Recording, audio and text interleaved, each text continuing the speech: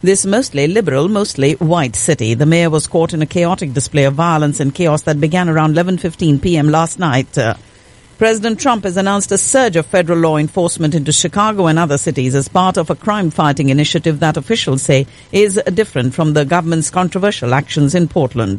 The agency will send agents with the FBI, the Bureau of Alcohol, Tobacco, Firearms and Explosives, and the Drug Enforcement Administration and the U.S. Marshal Services to Kansas City, as well as to Albuquerque, New Mexico, and Chicago and other American cities to confront recent spikes in crime. The coronavirus pandemic has now killed more than 621,000 people worldwide. Over 15.1 million across the globe have been diagnosed with COVID-19, the disease caused by the new respiratory virus, according to data compiled by the Center for Systems Science and Engineering at the Johns Hopkins University. The United States, the worst affected, with more than 3.9 million diagnosed cases and at least 143,147 deaths. The coronavirus cases, as they approach 4 million in the United States, are adding 2,600 new cases every hour on an average. President Trump said he's comfortable with his son and grandchildren going back to school, arguing that schools should be open despite concerns from many that it could lead to more coronavirus infections. His push for schools to reopen comes even as cases of the deadly disease skyrocket across the country, including in states critical to his re-election in November, such as Florida and Texas. U.S. Army officials said the body of a Fort Hood soldier was found near the Texas Army base, marking the third time in a month that a Fort Hood soldier's body has been discovered. Tesla CEO Elon Musk said during a company earnings report yesterday that the electric car maker's next gigafactory would be located near Austin, Texas, and that would eventually hire 5,000 people at that facility. American Airlines a little while ago reporting a loss of $2.2 billion in the first 3 months of the year as the coronavirus pandemic has driven down demand for air travel. But millions out of work and bankruptcy soaring, tourism has hit a standstill and financial markets are volatile. But there are some American companies reaping dramatic profits, and there are 17 out of the top 25 which have been listed this morning, including Microsoft, Intel, Johnson & Johnson, Facebook, Pfizer, and Visa, expected to make almost $85 billion more this year in what it called super profits. A bipartisan proposal to grant Hong Kongers political asylum in the United States was left out of a national defense bill that cleared the U.S. House of Representatives. A setback, but not necessarily a final defeat for the plan's supporters amid rapidly worsening tensions with China. China's first domestically built icebreaker left this month for its first trip to the Arctic, a few days after President Trump said the U.S. was pursuing as many as 10 new icebreakers of its own. China has said malicious slander is behind the order for the U.S. government to close their consulate in Houston, and China is being forced to respond after this shutdown of its Houston consulate.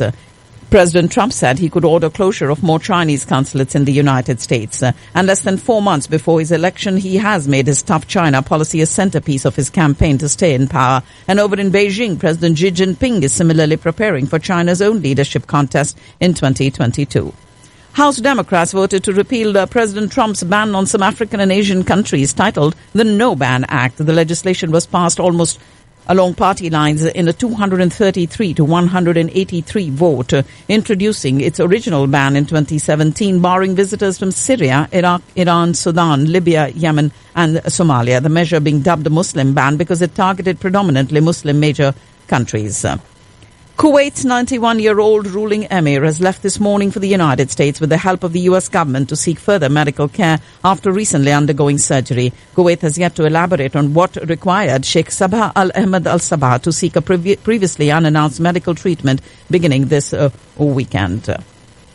Afghan government forces killed 45 people, including civilians, in airstrikes against Taliban fighters in a western province bordering Iran, drawing condemnation from the U.S. envoy trying to start peace talks involving all sides. And Iran's foreign ministry has said today foreign governments may have been behind recent cyber attacks on Iranian facilities, but played down the possibility of them having a role in a series of fires and explosions at military and other installations. Sudan's prime minister announced the appointment of civilian governors for the country's 18 provinces, another key step forward in a fragile transition to democracy over a year after the military ousted longtime autocrat Omar al-Bashir.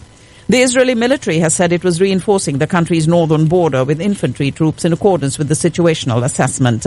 And Israel's largely ceremonial president lashed out today at squabbling members of Benjamin Netanyahu's so-called unity government, beseeching them to quit bickering during a time of national emergency and stop floating the prospect of yet another terrible election campaign.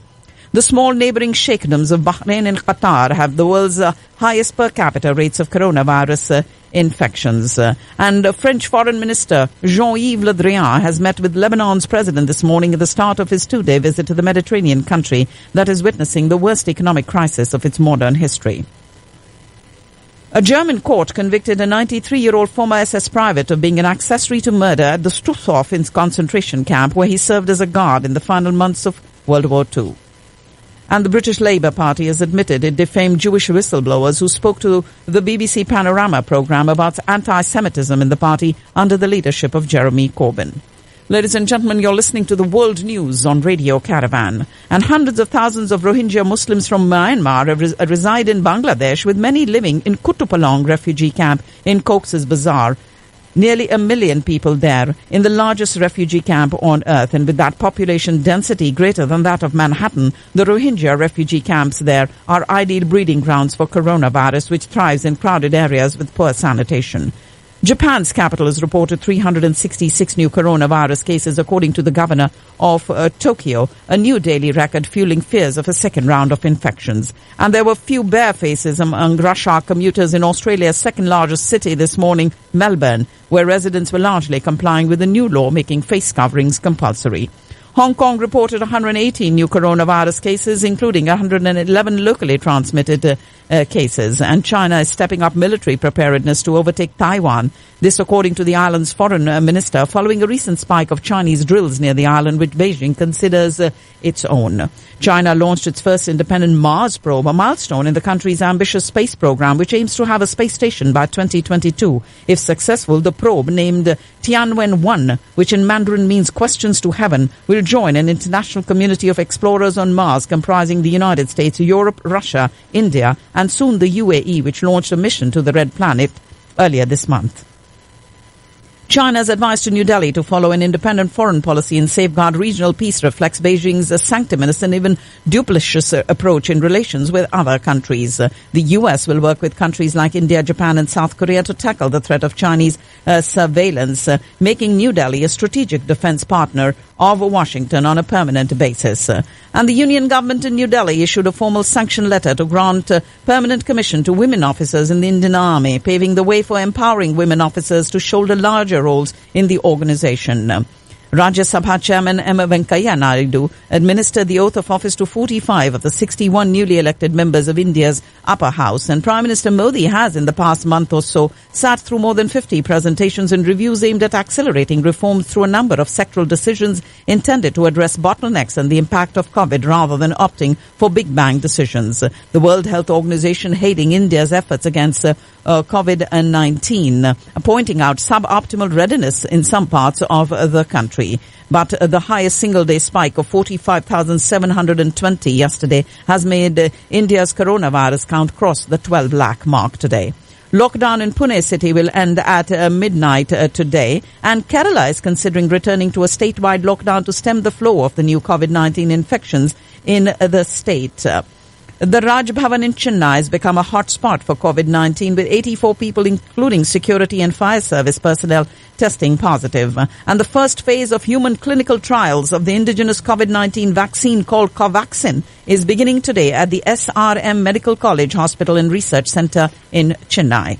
The Supreme Court allowed the Rajasthan High Court to pass orders on a plea by rebel Congress leader Sachin Pilot and 18 other dissident MLAs. With spells of heavy downpour lashing the national capital of India this week, the city has already recorded 50% more rainfall than normal this month. And Karachi may experience heavy rain and thunder this week as a low-pressure area is expected in India's Gujarat. We do have the federal government in Islamabad moving the Islamabad High Court for appointment of State Counsel for Indian Naval Officer Commander Kulbhushan Jadhav to implement the verdict of the International Court of Justice. And Prime Minister Imran Khan expressed his desire for closer and fraternal relations with Bangladesh. A United States study on nuclear materials for 2020 has said Pakistan is the most improved country.